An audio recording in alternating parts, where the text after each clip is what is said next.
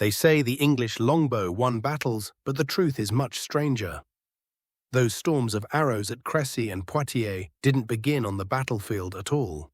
They began in the woods, cold, silent, winter-bound woods in the Midlands and Yorkshire, where woodmen walked between tall ash and oak, touching bark the way a physician checks a pulse. Only in late winter, when the sap retreated and the fibers tightened, could a tree be cut without ruining the grain.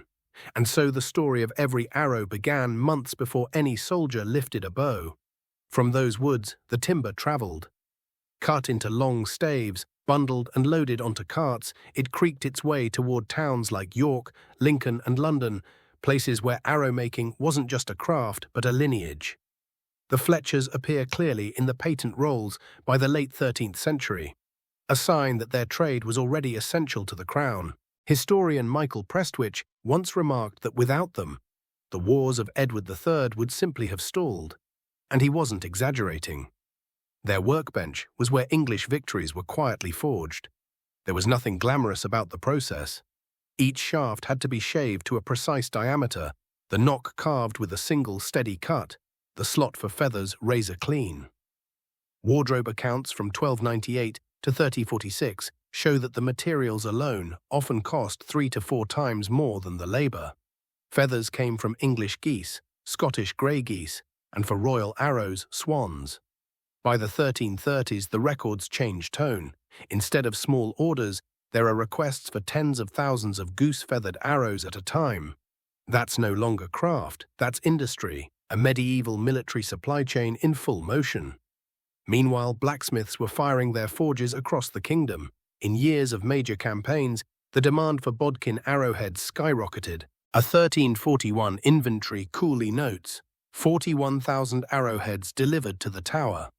Robert Hardy later highlighted this number when studying the royal armories, not to shock, but to show scale.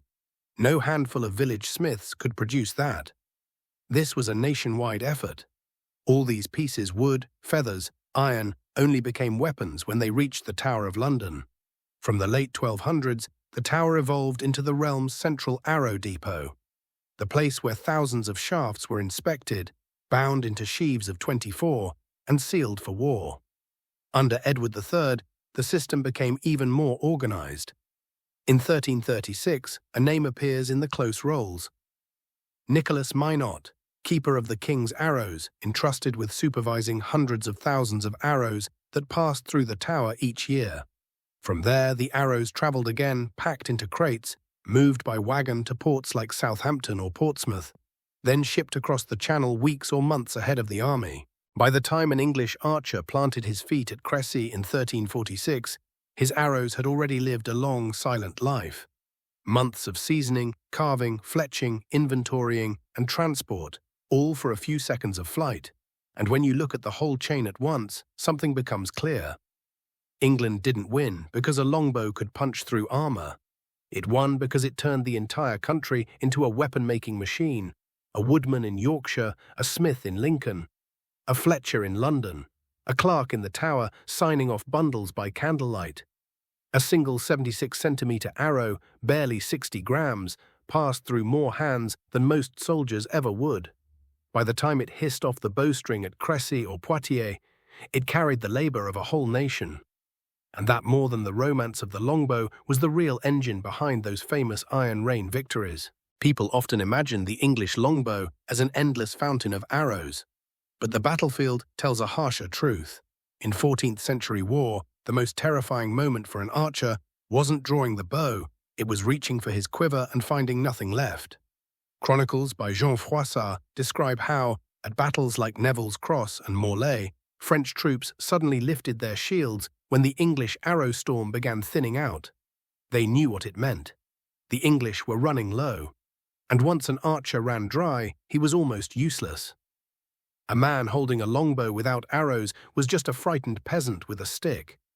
That is why arrow logistics in battle worked like a beating heart, constant, urgent, never allowed to stop. At Crécy in 1346, chroniclers said the English arrows fell as thick as summer rain. What they didn't describe is the clockwork behind it. A resupply cycle running every 5 minutes, Behind the firing line stood pages' boys too young to fight, carrying spare sheaves in sackcloth bundles. When an archer emptied his 24 arrows, he stepped back, swapped places with the man behind him, grabbed a fresh sheaf, and returned to the rhythm of the line. The front rank rotated like the gears of a clock. This is how they sustained a rate of 10 to 12 arrows per minute, a figure supported by Robert Hardy and Strickland, without collapsing from exhaustion or chaos. But the real miracle sat even farther behind, the deep reserve that fed those small battlefield cycles. The English didn't march to France with a few wagons of supplies, they brought what amounted to a moving armory. Wardrobe accounts from the Crécy campaign list over 10,000 sheaves, more than 240,000 arrows shipped to Normandy before the army itself even landed. After Calais fell, the port became a second pipeline, feeding new shipments from England. Edward III understood something simple. You cannot win with bravery if you lose your arrows first. All of this raises a brutal question. What did it cost to make 500,000 arrows? Surviving wardrobe books from the reigns of Edward II and Edward III provide rare glimpses.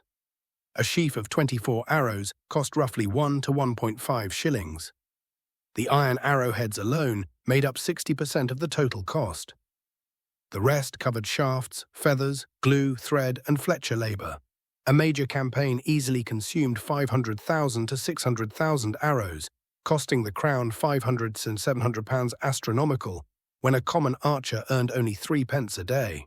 But the real expense wasn't the silver. It was the national industrial effort behind it.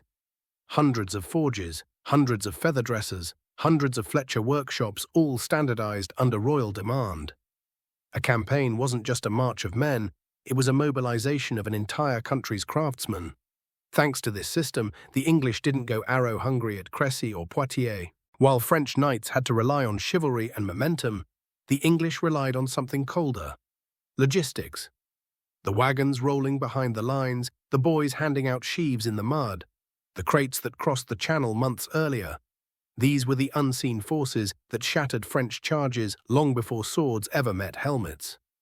Every arrow that struck the soil in front of the charging French cavalry had already travelled from Yorkshire forests, through Lincoln forges, through London workshops, into the Tower of London, across the sea to Normandy, and then into the hands of a boy crouching behind the English line. And when you see that entire chain operating in perfect rhythm, you realize the truth. The arrow rain that history romanticizes was no miracle. It was a supply chain relentless, disciplined, and astonishingly modern in spirit. War was won not only by the strength of the longbow, but by England's ability to deliver a single arrow to the right place at the right moment, and to repeat that act hundreds of thousands of times without breaking the rhythm.